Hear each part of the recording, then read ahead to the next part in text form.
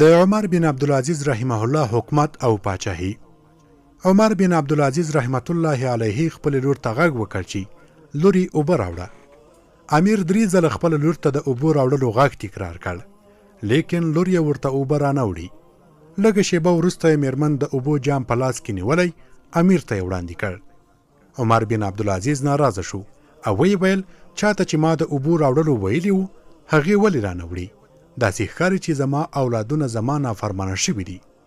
میرمن یې ورته ځواب ورکړ د هغې کمیس لیدلی دی، بل کمیس نه لري، د هغې د بدن یوه حصه ښکاري، هغه په کوټه کې ناسته ده او خپل کمیس ګنډي، نو ځکه ما درته اوبه راوړي.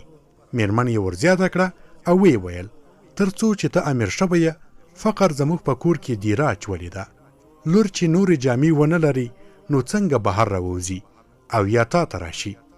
عمر بن عبدالعزیز رحمت الله علیه د خپل کور صحن ته راووت او دومره یې وژړل چې ږیره یې لنده شوه او بیا یې وویل یا الله جل جلاله ستا شکر دی چې کله د عمر کور ته حکومت راغی مال او دولت کډه وکړه.